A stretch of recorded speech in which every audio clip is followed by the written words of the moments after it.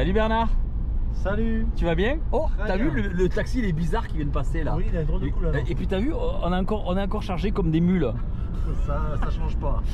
On a combien? 70 kilos de bagages? Ouais. Non, c'est pas vrai, on a fait léger. 60 kilos.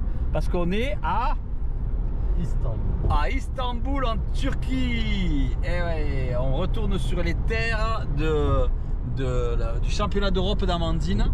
Alors je monte de façon professionnelle parce qu'on a beaucoup de fournisseurs en Turquie et donc on va en profiter pour faire quelques jours de pêche.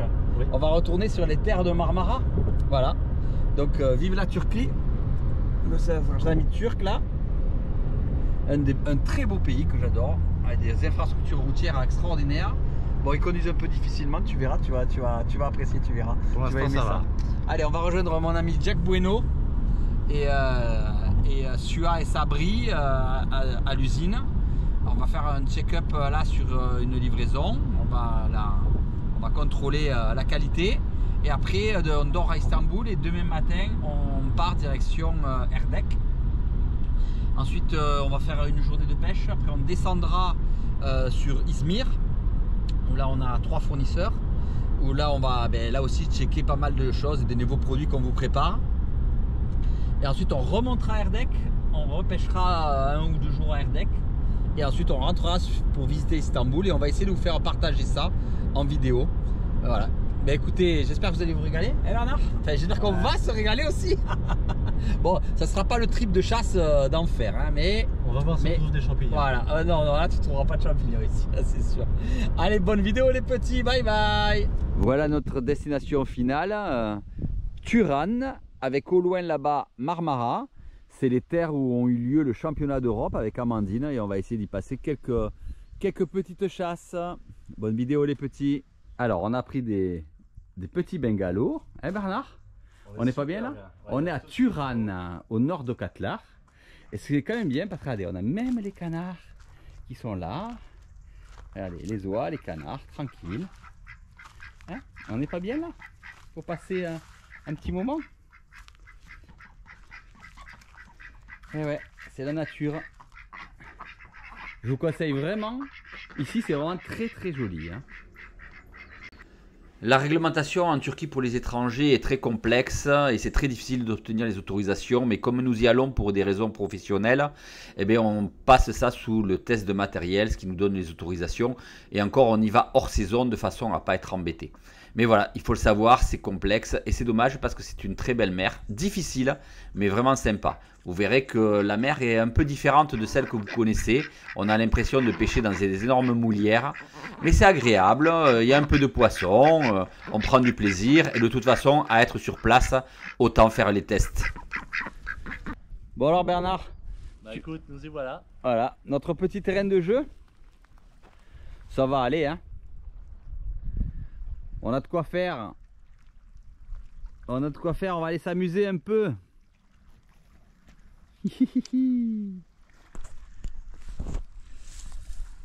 Bon. On va se régaler? Bah oui. Je vais faire une petite dédicace Bernard. Ouais. Alors, je te laisse. Hier, on a perdu un ami, Benjamin Brisson. On passait beaucoup de temps à parler matériel ensemble, on passait des heures et des heures à parler de nos voyages et tout ça. Il aimait voyager énormément, moi aussi, et on avait ça en commun. Et voilà, c'était quelqu'un que j'aimais bien, on rigolait, on se partageait les infos. Je l'avais envoyé chez Mathieu, chez Mashcam, voilà, avec Kylian. Il était parti au Maroc faire des marlins, c'était un très très bon chasseur qui connaissait très bien sa zone. Et la mer l'a rappelé à lui, donc je voulais faire dans cette vidéo un petit souvenir. Elle l'embrassait très fort, très très fort. Je n'ai pas dormi cette nuit et c'est difficile et voilà, je voulais l'embrasser extrêmement fort. Voilà, je pense à lui, je prie, j'ai prié pour lui et j'espère que la mer l'a rappelé. Voilà. Où je vais, partout où je vais, il y a des chats, ils viennent me voir de suite et chercher les caresses. Ils doivent sentir que j'en ai 6 à la maison. Ils doivent dire peut-être qu'il y aura un mulet à manger à la sortie de l'eau. On ne sait jamais. Alors ils viennent me voir. Je le connais pas celui-là. Hein. Je le connais pas, je l'ai jamais vu.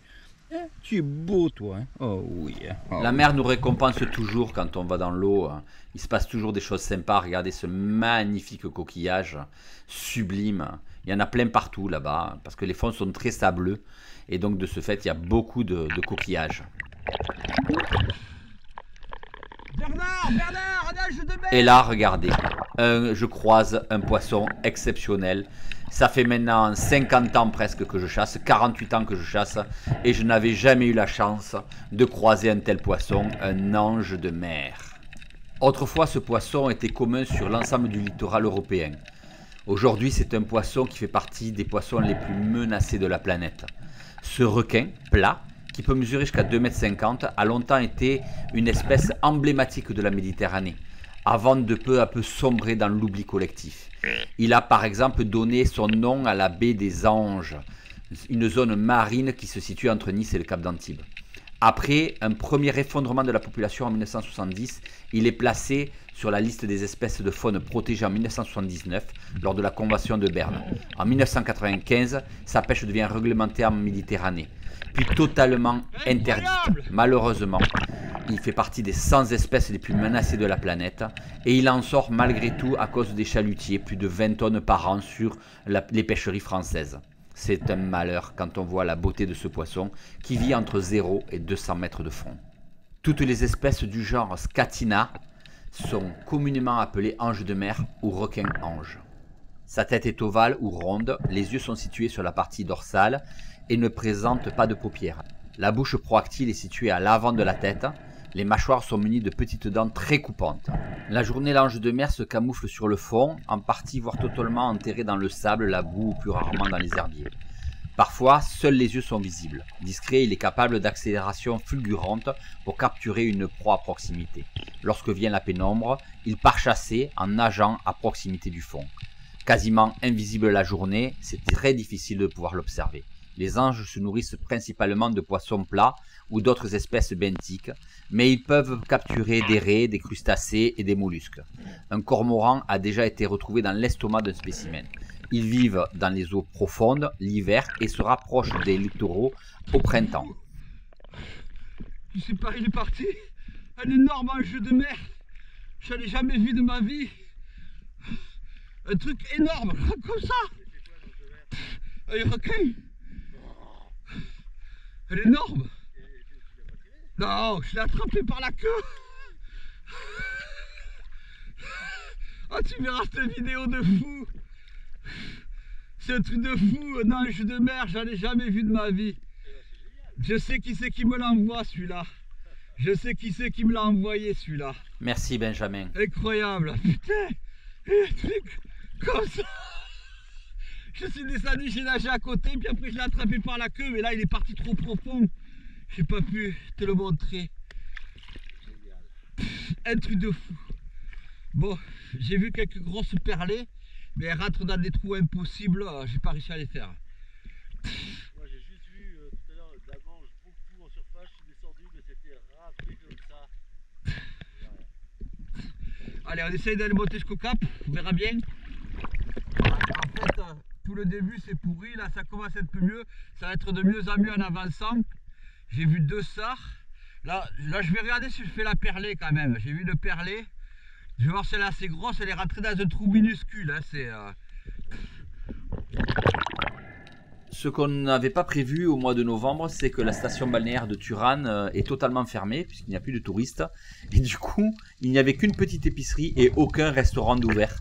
Il fallait aller jusqu'à Erdek pour arriver à trouver un restaurant. Du coup, il fallait manger.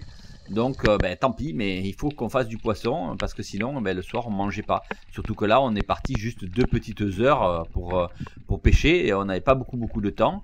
Et donc il fallait manger. Donc il y a un petit corbe au fond là-bas. Ma lampe marche pas bien, mais du coup je le prends parce que franchement, sinon on allait mourir de faim. Allez, celui-là, il finira bien dans la gamelle. Il est pas très gros, mais c'est pas grave. Un petit corbe. Corbe. J'ai cru que c'était le perlé, mais c'est un corbe.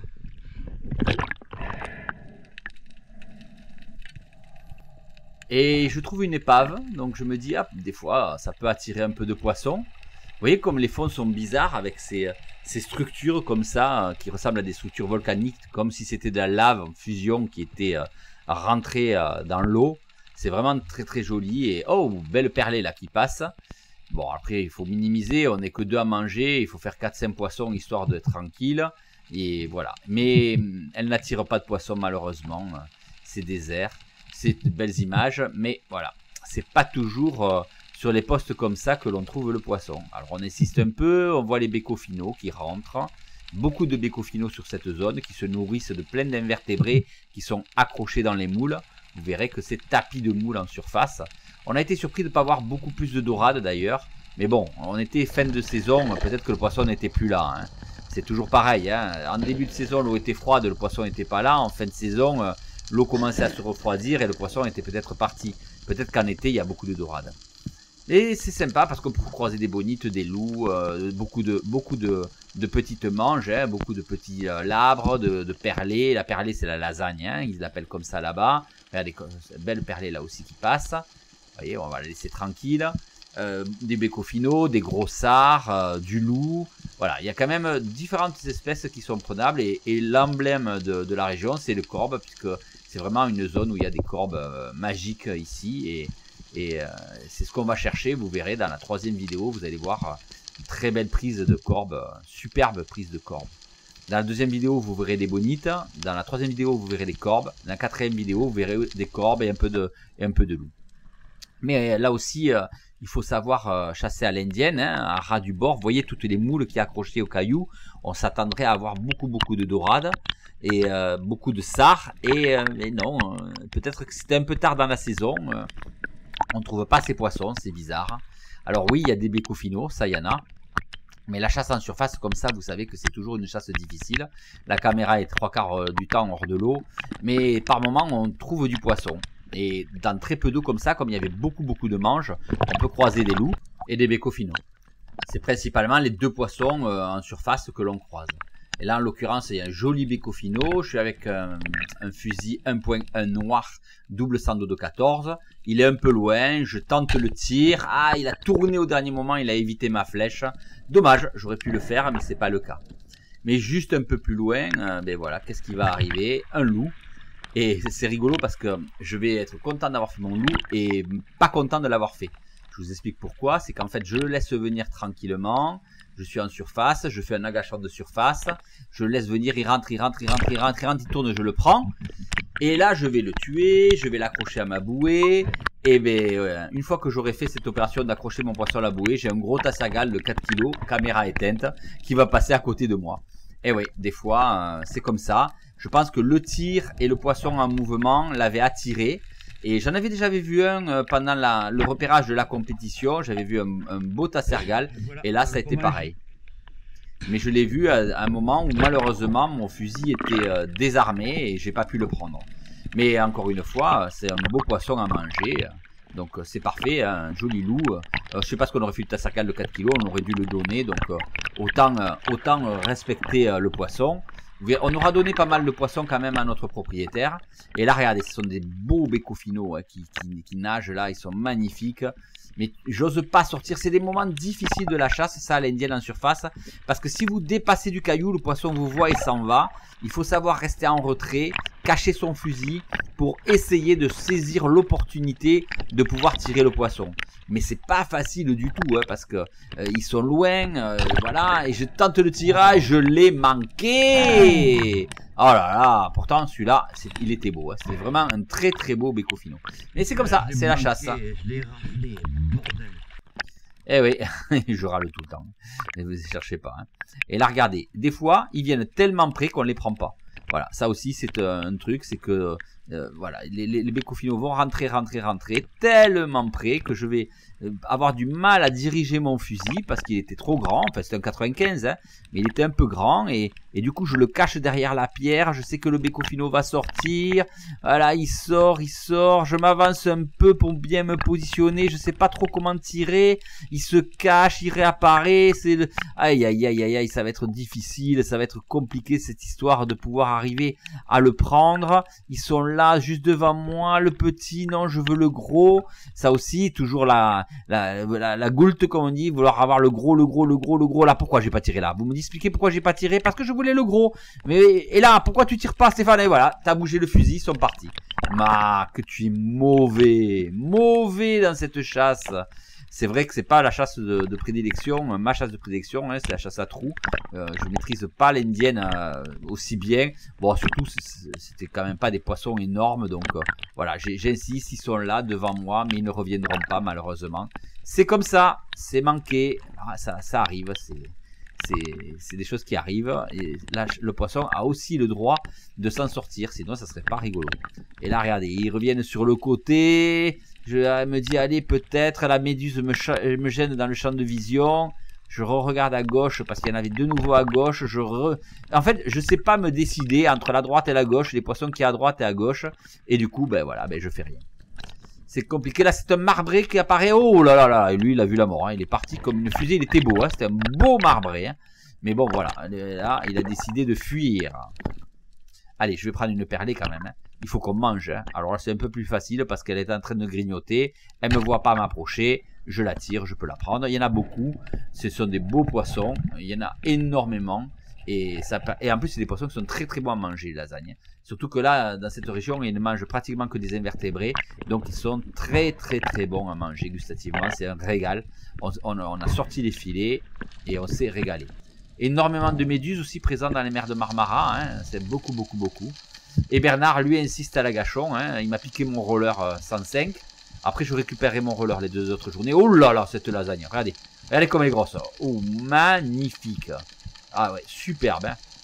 Bon, il la prendra pas. Ouh là, et celle-là aussi. Vous voyez quand même qu'il y a des très très belles perlées à l'agachon. Et c'est des beaux poissons hein, qui donnent envie. Hein. Mais bon, on a décidé de ne pas en prendre beaucoup.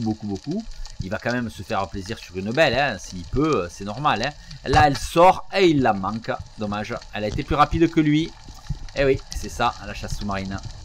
Et on continue les agachons. Et allez, de nouveau des perlées. Alors, les perlées, c'est bien, mais le problème, c'est que souvent, elles font peur aux autres poissons parce qu'elles ont tendance à donner des coups de queue, un peu comme les mérous. Regardez, la faille en est pleine. Hein. Pleine. Et du coup, ben, on a tendance à essayer de ne pas les tirer parce que dès qu'elles donnent un coup de queue, ben, ça fait fuir tout le poisson. Donc, c'est bien qu'elles soient là parce qu'on voit de la vie. Mais bon, c'est moins rigolo parce que ben, les sards, par exemple, dès qu'elles donnent un coup de queue, elles fuient comme... Ils savent du coup qu'il y a un danger et ils partent. Ça arrive souvent, hein, ce genre de problématique. Un poisson à côté de vous va donner l'alerte aux autres poissons que vous vouliez. Mais là, vous voyez qu'il y en a quand même beaucoup. Et c'est des beaux poissons hein, qui font entre 600, 700, 1 kg, jusqu'à 1,5 kg. Vraiment des très très beaux poissons. Et moi, je cherche le poisson beaucoup plus profond, dans l'eau très sombre, parce que dès qu'on descend, comme l'eau est verte, et bien l'eau s'assombrit. Et vous voyez qu'on a des moules jusqu'à des profondeurs très importantes. Et surtout, on a des tapis de moules au fond. Parce qu'en fait, depuis certainement des millions d'années que la mer regorge de moules, les coquilles ont envahi le fond, ont envahi le sable. Et donc, c'est un tapis de mètres et de mètres et de mètres de moules. Là, des jolies corbes, vous voyez, qui sont là. Mais on en a déjà pris un. On n'en a pas besoin d'autres. Ils ne sont pas assez gros pour être pris. Donc, on va les laisser tranquillement. Il y a une couche d'eau chaude au fond. L'eau est chaude au fond. En fait, la couche d'eau froide, elle est en surface. Et au fond, tu rentres dans une mélasse chaude. Tu sens vraiment une différence de température. Et c'est bizarre, hein. Je trouve... Ouais, le poisson, de toute façon, je t'avais dit, hein, en fond de baie, on trouve pas le poisson. Ça nous a fait ça pendant toute la compétition. On trouve le poisson dès quand on arrive au cap et sur les trucs en largué. Là, j'ai vu une bande de corves, mais ils sont trop petits, j'ai pas tiré. J'ai fait un petit loup, et après avoir fait le petit loup, j'étais à la caméra, j'étais en train d'arranger mon fusil. J'ai un tassagal comme ça qui me passe devant. J'ai vu aussi un beau marbré comme ça que j'ai pas pu tirer. Enfin, j'ai vu le poisson, mais c'est difficile. Hein. Difficile. Hein.